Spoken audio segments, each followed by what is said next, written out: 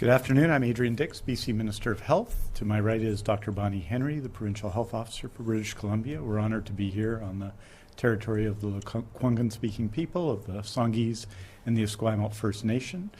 Tomorrow and Wednesday, we'll be briefing at 3 o'clock here in Victoria. On Thursday, we'll be issuing a statement at 3 o'clock, but there will also be a major briefing, including a technical briefing Friday morning with respect to modeling.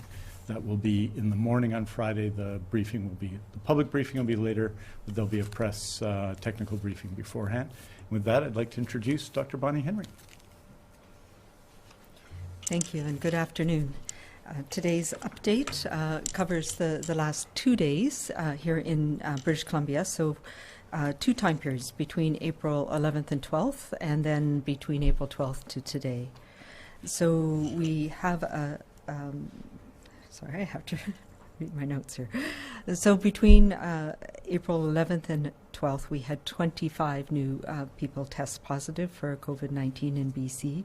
And then in the past 24 hours, we've had 20 new cases, bringing us to 45 new cases since our last briefing on Saturday. The total in British Columbia is now 1,490 people who've tested positive for COVID-19 in our province. That includes 650 in the Vancouver Coastal Health Region, 591 people in the Fraser Health Region, 87 people here on Vancouver Island, 136 in the Interior Health Region, and 26 in the Northern Health Region. We have no new long-term care facility outbreaks. That remains at 20. Mostly 11 in Fraser Health and 9 in Vancouver Coastal Health. We have had a number of new cases in those long-term care facilities, bringing our total to 254 people associated with long-term care facilities who have tested positive, including 159 residents and 97 staff people. In addition, we have a number of community outbreaks, as you're aware of. Primarily in the interior, we have the outbreak related to temporary foreign workers and a nursery. There's been one additional positive case in that outbreak, bringing the number of people who have tested positive to 20. The ongoing quarantine and isolation of all of the people in that community, and the Interior Health is working very closely with the owners and the property owners to make sure everybody is cared for and that they're able to self-isolate or quarantine effectively. In addition, we've had, as you're aware, one case identified at the Okanagan Correctional Center. That outbreak remains under observation. As we know, there is a 14-day incubation period, so there is ongoing testing and surveillance being done at the Okanagan Correctional Facility, but to date, only one person has tested positive, and there have been a number of negative tests in that outbreak response. The other large outbreak response that we are dealing with, we talked a little bit about on Saturday at the Mission Federal Correctional Institute in the Fraser Valley. The outbreak continues to grow at that facility. We now have 35 people in the facility who have tested positive, including 8 who are now in hospital in the Fraser Health area. So this is, of course, of great concern to us, and we've been working very closely with Fraser Health, with Correctional Services Canada, and with the BC CDC to support the ongoing outbreak investigation, as well as the infection prevention and control measures that are needed within that facility. And our priority, of course, is to protect all of those who are in the facility, but ensure that British Columbians are protected as well, and that our community is able to respond and support people who are working in the facility, as well as the inmates in the facility and our hospital system. We are working very hard to ensure that the transmission within that facility will be contained.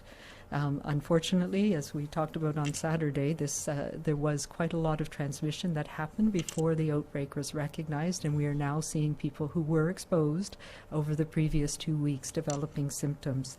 And there's ongoing testing and surveillance that continues in that facility. In terms of our cases here in BC, we have 137 people who are hospitalized, and of those, 58 are in critical care or ICU here in British Columbia. Unfortunately, in the last 2 days, we've also seen a number of deaths increase. We've had a total of 11 new deaths to bring our total of people who have died from COVID-19 in BC to 69. The majority of those continue to be in long-term care, and our hearts go out to the families and the caregivers of the people who have passed away over the last few months, and the challenges that we know are facing the families across British Columbia. We have 905 people who have recovered fully from this disease in BC.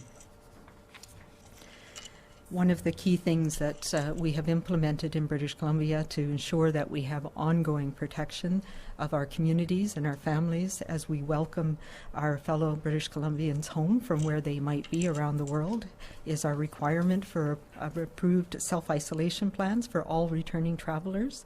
This came into effect on Friday, April 10th. And I'm really pleased with the initiative, and my thanks go out to the many people who are involved with supporting this. The success of this initiative is really to provide the necessary supports that enable our fellow British Columbians who are returning to self-isolate effectively, to make sure that they have what they need so that we can support them and they join us in making sure we're doing everything we can to stop transmission of this virus. So since April 10th, 1,701 people have returned from around the world to British Columbia. That includes either by vehicle or by air. And we have the support systems in place and have been fully activated. 13 travelers have required accommodation because they weren't able to immediately fulfill their self-isolation plan. And 207 people have been contacted to ensure that they have what they need in follow-up. So thank you to our many partners, the many public servants here in BC who stepped up to be part of this initiative, and our partners with the Quarantine Service and the Canadian Border Services Agency. This is an important ongoing initiative to ensure that we're doing everything we can to keep our communities and families safe here in BC. I also want to talk a little bit about personal protective equipment. As you know, this has been something we have been consumed with in the last few months to make sure that we have what we need. We continue to actively source and receive supplies of PPE for all of our healthcare workers, and we want to thank you particularly to our neighbours in Alberta for their additional supply that they provided to British Columbia over the last few days. That's fabulous. We have enough PPE to meet our current demand, but we are not out of the clear yet. Many of you have also made very generous donations, and we want to thank you for that.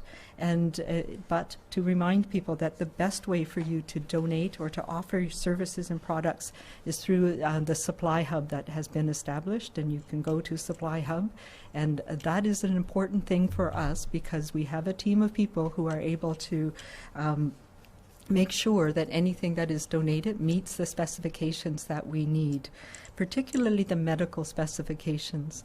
Even N95 respirators are not all created equal. They are made for many different things, and some of them that are used in industrial settings may not be appropriate for the medical setting. So through the Supply Hub, we can make sure that these are all tested and they meet the specific specifications that we need to be used in the healthcare system. But we want to thank everybody for their ongoing efforts and contributions in this area. Finally, around weekend travel, we have asked British Columbians to avoid non-essential travel, and we have received many questions about BC ferries and about other travel options. I think it's safe to say that we have been united in keeping our firewall strong across this province. And BC Ferries continues to report more than 80% decline on travelers on all of their routes. So that is something that reassures us. But I do want to say there are many reasons why people may need to travel. And essential travel is still required to keep our province going, to make sure that we have the food, the medications, the things that we need in all parts of the province. Goods and the people to deliver our services still need to move. Many students as well are now returning home as the semesters have ended for our universities, and that is an important thing for them. I also know many people live and work in more than one location, and that means at the start and the end of their week, they may need to be on the road. But I thank you all for doing what you can to limit your need for travel. And everybody whose efforts to stay home and stay safe and keep a safe distance from others over this weekend. So today actually marks our 50th public update since this crisis began.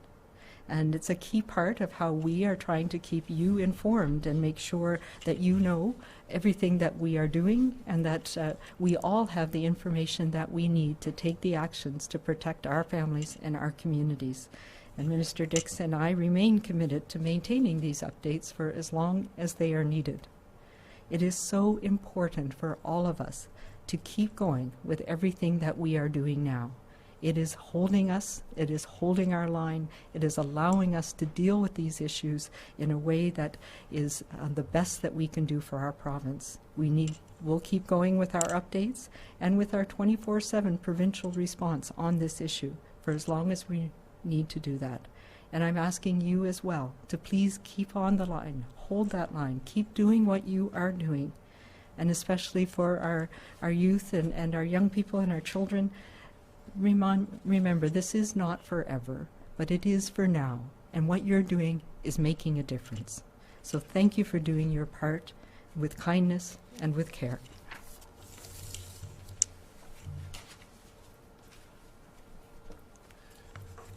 Thank you very much, Dr. Henry. I wanted to start by joining Dr. Henry in expressing condolences for the families and the friends and the caregivers of the 11 people who've passed away since Saturday from COVID-19 in BC. It is a huge loss for those families, for everyone involved, for the community of friends around people, and I think it's made particularly difficult by the circumstances of these times, where we're often not able to come together to grieve. So I wanted to pass on those condolences to all of the people affected, and I know all of those losses are felt profoundly by communities and by families.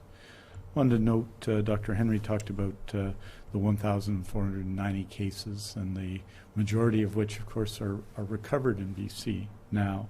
We do have 137 people hospitalized, and those are 75 in Fraser Health. They represent the majority of the hospitalizations down in the province. It is by far our largest health authority, 37 in Vancouver Coastal Health, 12 on Vancouver Island, 10 in Interior Health, and 3 in the Northern Health Authority. And just to put it in context, we now have, as reported regularly, 4,844 vacant beds in BC. That means that overall the acute care system is at about 57% of capacity, and our critical care units are at 46.8% of capacity.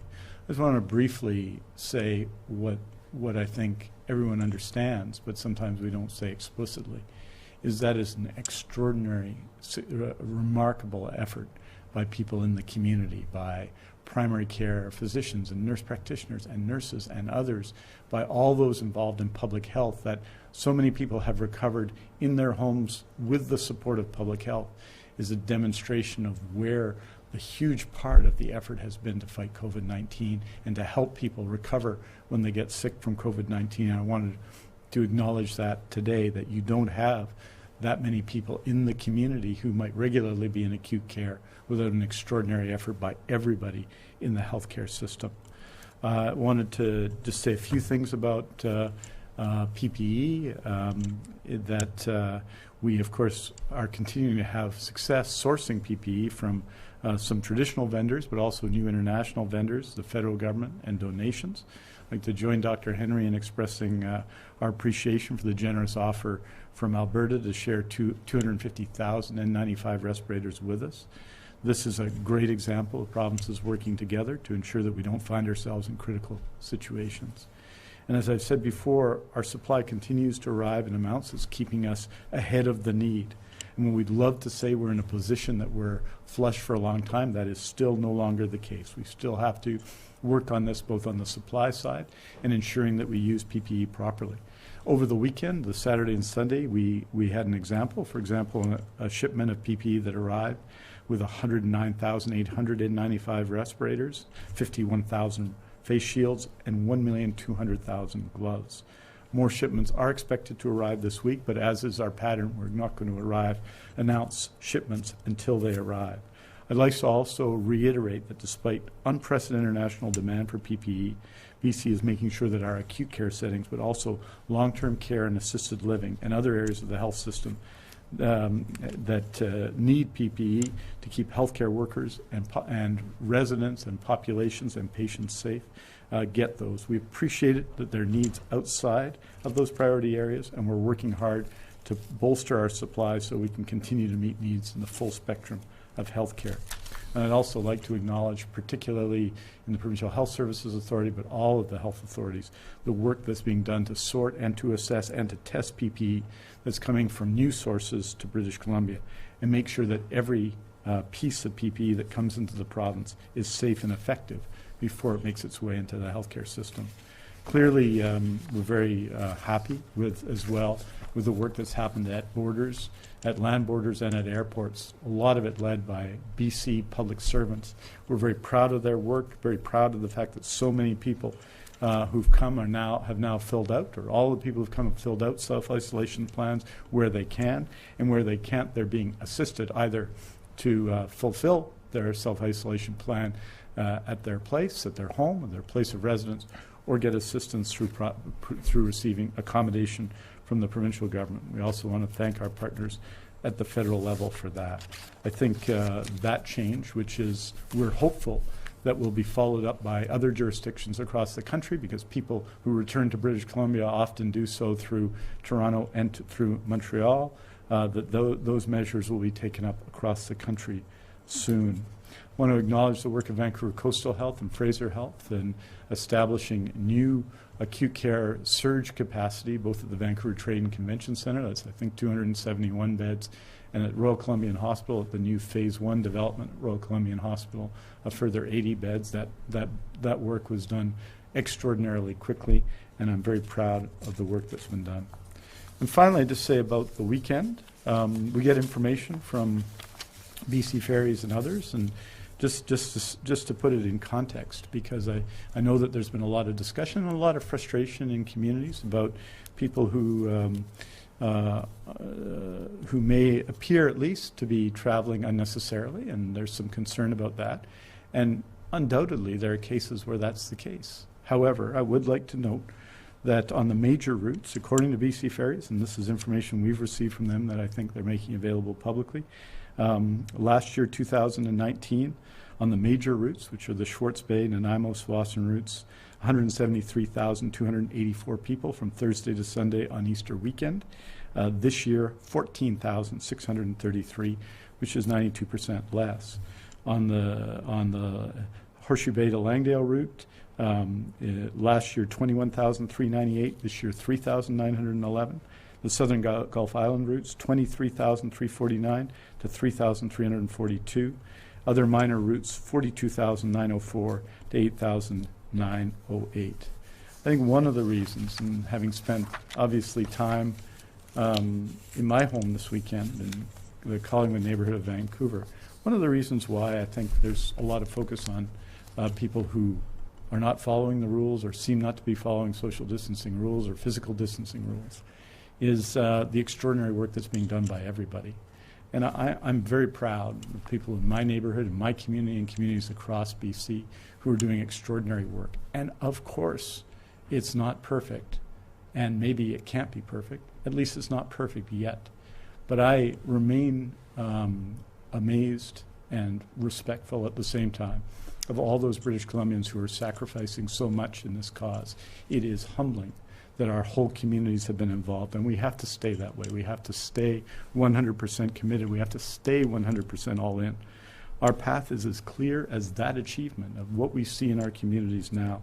We have to bend the curve, not the rules. We need to follow the rules and flatten the curve. Continuing to meet this challenge will see us through the weeks and months ahead. Bend the curve, not the rules. Follow the rules, flatten the curve.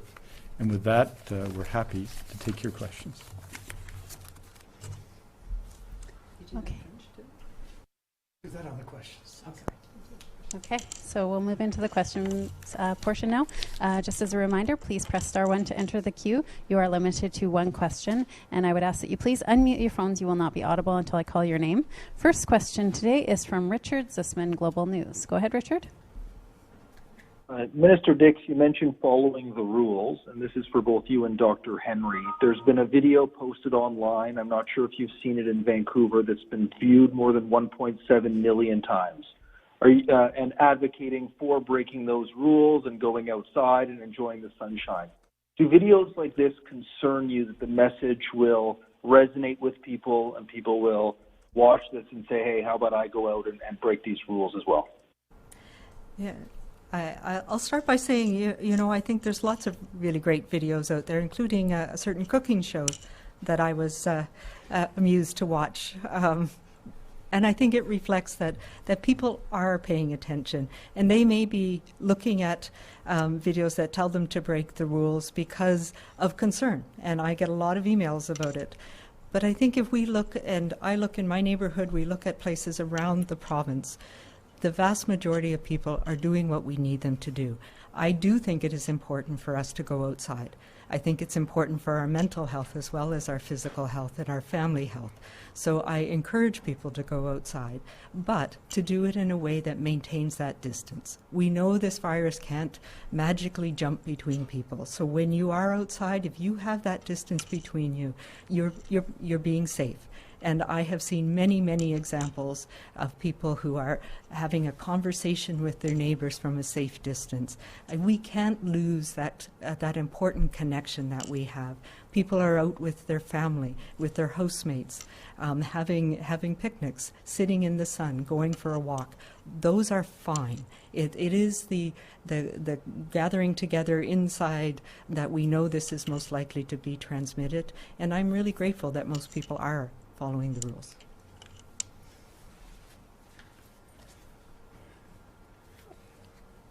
Yeah, Richard, someone told me about this, and I think, you know, I think we've seen in the past number of weeks one or two examples of people behaving very badly, and that may be inevitable in these times, that people are attempting to essentially promote themselves.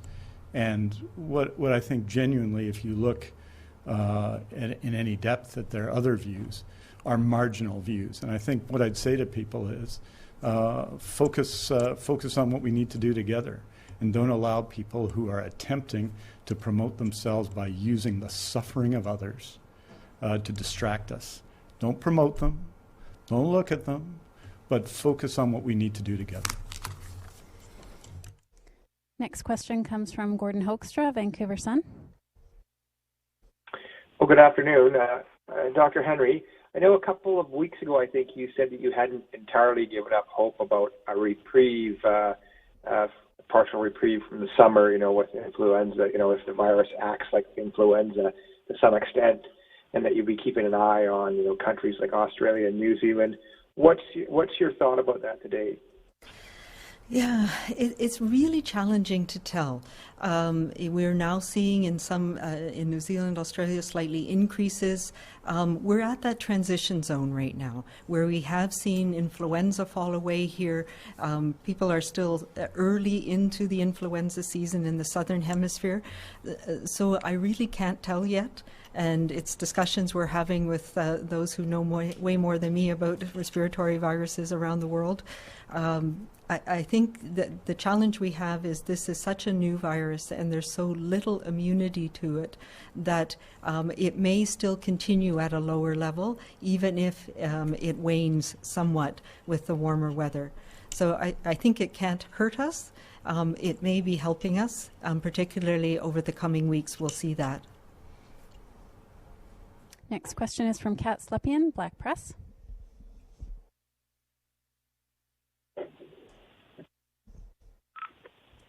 Kat, are you there? Ordering any of the new... Hello, yeah? Okay. Hello? Go ahead. Sorry.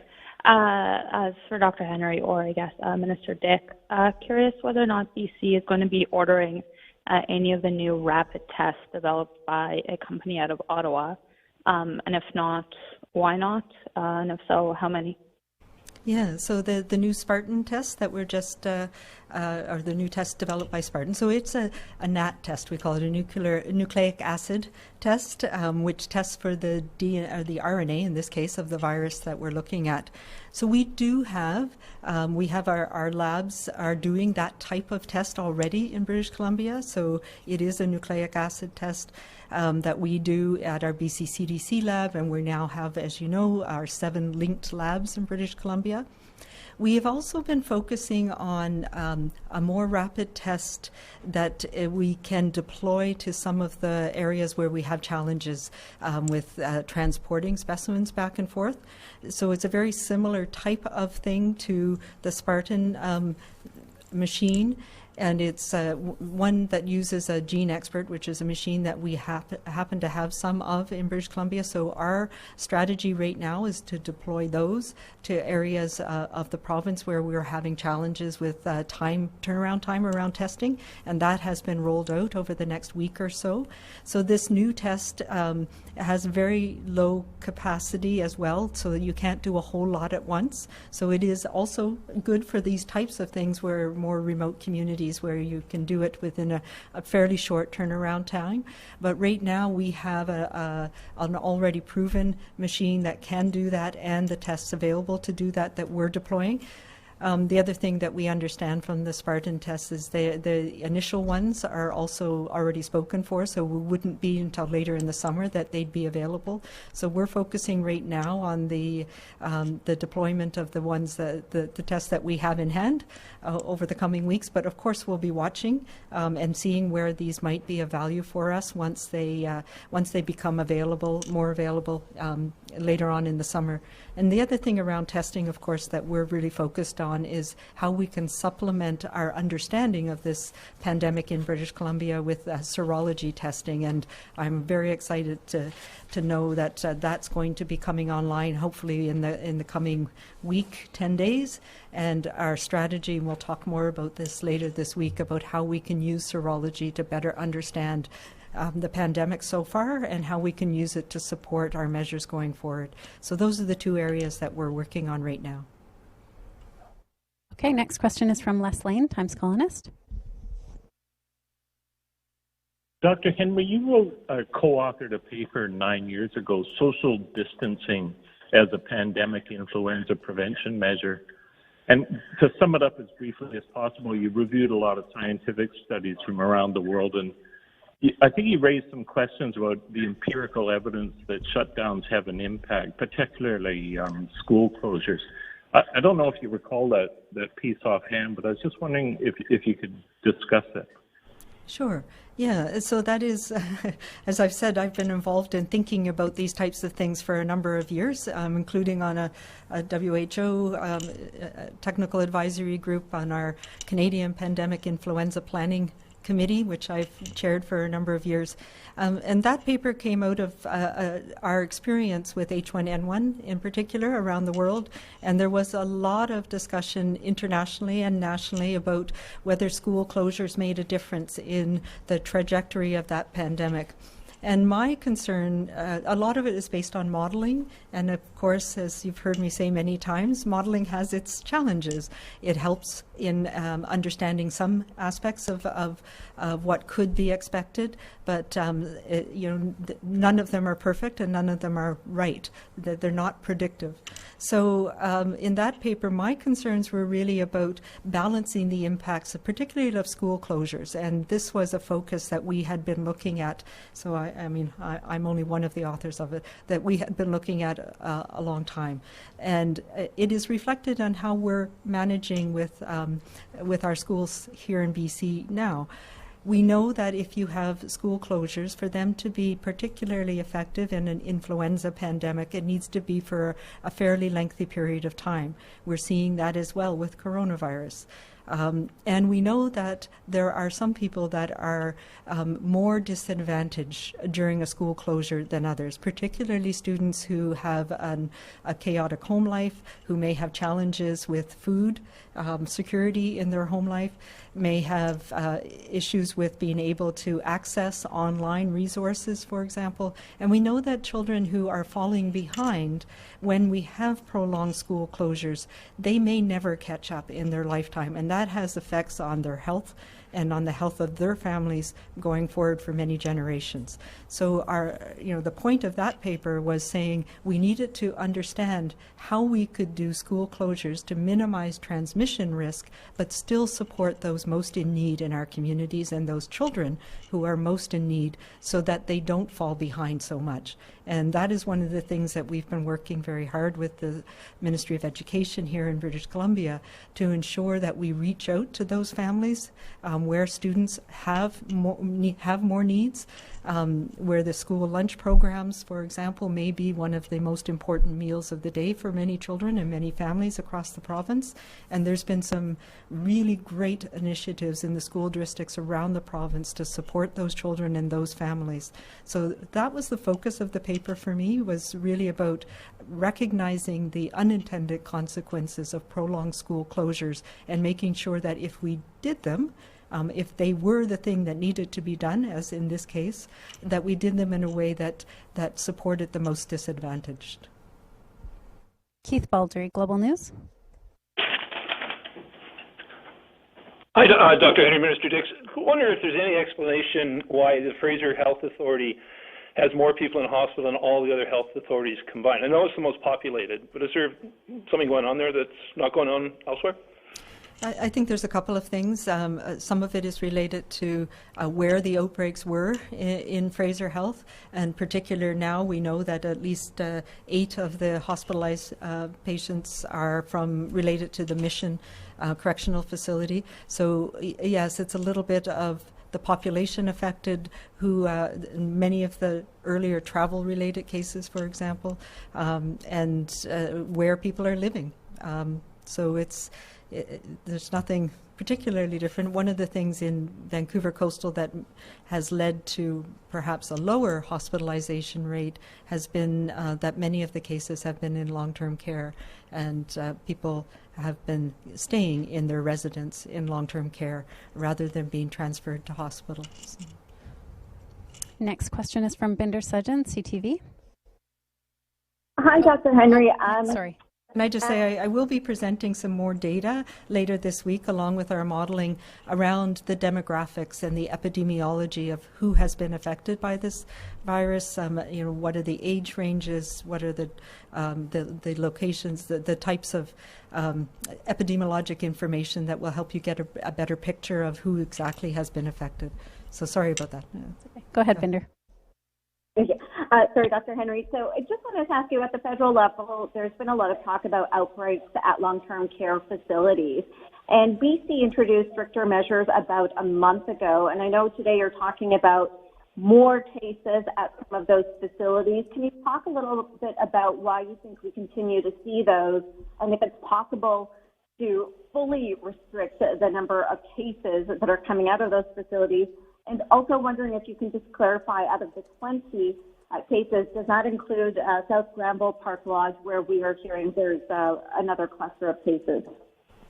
So a couple of things. As you're aware, one of our first outbreaks was the Lynn Valley Care Centre, and it was one of the first cases that we had here in British Columbia. So we recognized very early on that as soon as there are cases in residents in a care facility, that's an indication that there's been transmission that we may not have recognized for some time.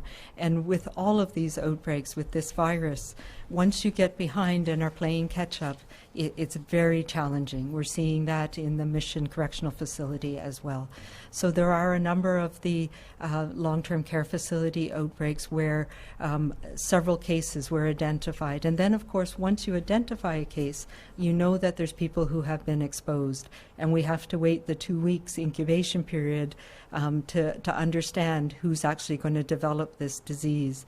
We've also been learning about this virus over the time that the outbreak started. We know that particularly in elderly people, they can have extremely mild symptoms, and that's why we're have expanded the testing in long-term care facilities to make sure that even people who are asymptomatic or have very minimal symptoms who have been exposed are tested and are isolated if need be.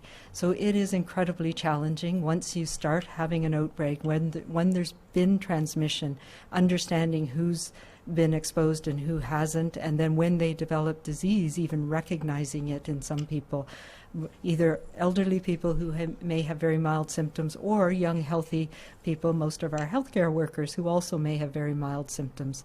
So it has been a challenge, and we're seeing that across the country and around the world, where we have vulnerable populations who are in those types of settings where they're congregate settings, whether it's a correctional facility, whether it's the nursery where the temporary foreign workers are living in conditions where they're close together, whether it's a cruise ship. So it's very challenging. We put in very strict measures early on, reducing visitors, and that itself has its impact in long-term care. When older people who may have dementia or other needs aren't getting the physical contact that they need and the contact with their families that they need, that can hasten people's decline as well. So it is, we recognize this very early. We're trying to do as much as we can to protect those environments, and it's been very, very challenging. I think made even more challenging several weeks ago by our paucity of personal protective equipment for many of those settings. We are in a much better place now. We are in a much better place with not having healthcare workers in long-term care moving around, though that has taken some time to sort out because it's such a complicated issue. But as we're seeing with the continuing tragedies in those care homes, once the virus is introduced into those environments, it's very, very challenging to manage. Next question is from Marcella Bernardo, News 1130. I guess this is for Dr. Henry. Thank you for taking my question, but at what point are you going to start cracking down on defiant wingnuts who claim their rights are being violated during a state of emergency and ordering beaches to shut down? Yeah, you know, we've said this before, and I think that there are, as Minister Dick said, you know, there are some people who are trying to make their name for themselves, to do things that they think are defiant, but we know that most people are following the rules. And that is making a difference. And we know that most people who are floating things are trying to, you may not appreciate the issues that are going on. So I don't, I believe that we are doing the right things, and the vast majority of people are doing the right things, and that we need to give people the understanding and the means to do the right things. So rather than closing down beaches, I think we need to ensure that people are aware of the rules. We need to step up some of the enforcement of those rules, and we have bylaw officers in all of our communities now who are able to do that. And we need to put in measures that make it less easy for people to flaunt the rules, if you will. So things, simple things like closing some of the parks to vehicular traffic so that there's more ability for people to have space, and making sure that the beaches are able to support people being with their families and being outside and not mingling with others. And quite frankly, when I go out and see the beach and when I go to the park on my runs, I see most people are doing the right thing. Next question is from Eva Yuguen from CBC. Go ahead, please. Hi, Dr. Henry. You mentioned we might be playing catch-up in some of the outbreaks at long-term care centers. In order to try to get ahead of the outbreak at South Granville Park Lodge in particular, shouldn't all the healthcare workers and residents there now be tested for COVID-19?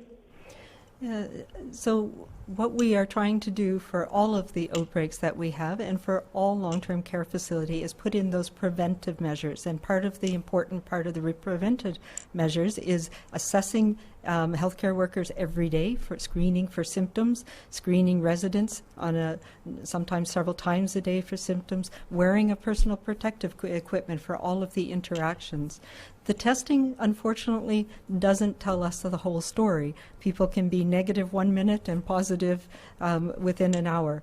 The test itself is not as sensitive as we expected it to be at the beginning. So we now know that about the false negative rate can be as high as 30% early on in infection. So we still, the norm is not to test people who do not have symptoms, because we know the test doesn't perform very well and we can have false negatives. Having said that, when we do have outbreaks and we do recognize that people have symptoms in a care home, then we have a very low threshold for testing anybody to make sure that we can try and get ahead of it as best we can. So the testing strategy, as I've talked about, has evolved, and it's evolved around our management in long-term care homes as well. So we have time for one more question. As a reminder, for any reporters that didn't get to ask a question, there will be a statement released later this afternoon with all the information covered off. For recommendations on protecting families and communities from COVID-19, visit bccdc.ca. For non-medical questions about the province's COVID-19 response, visit gov.bc.ca/COVID-19. And for a full listing of the Provincial Health Officer's orders, visit gov.bc.ca/PHO guidance. Our last question is from Ben Nesbitt, Check News. Go ahead, please. Hi, Dr. To see some other countries begin to lift restrictions and attempt to begin a path back to a normal life. I'm just wondering what you would need to see here in BC to seriously consider starting that process of returning to normalcy, and what restrictions would be lifted first when that happens?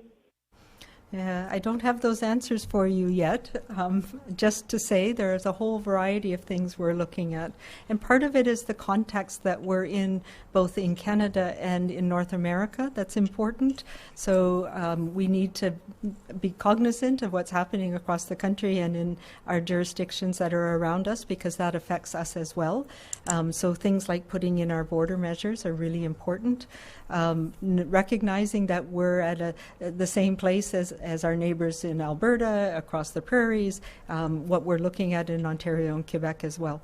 So those are some things, what's happening around us. We'll be looking at what's happening in BC, where the outbreaks are, how much we're doing testing in the community, our ability to detect outbreaks, but also, and some of the modeling will help you understand, or help us understand this, what are the signs that we're starting to see increases again. And then we'll be looking at what are the things that are most relevant to get going in our communities and in our healthcare sector. So there's two sort of different things that we're looking at right now. What are the things that we need to get our economy, our communities, getting people going, and what are the things we need to do in our healthcare sector that we can manage so that we can take care of increased numbers of COVID-19 should we start to see them without compromising the rest of the care system. So it's complicated, and we of course are watching what people are doing in other countries where they're trying to take off restrictions to see if there's ones that we want to stop with. I will say that the basics, the hand hygiene, the safe distancing, the making sure that our workplaces are able to have the enhanced cleaning, the safe distancing, the working from home, those are things that are not going to change for a while. Those are things we're going to have to be continuously thinking about doing for the next coming months, until we have enough herd immunity that we're not going to get a dramatic increases and rapidly increasing infections in our communities. We're also looking very much at the public health system and how do we support the ongoing testing and contact tracing that's needed to help us keep an understanding of where things are happening in the community.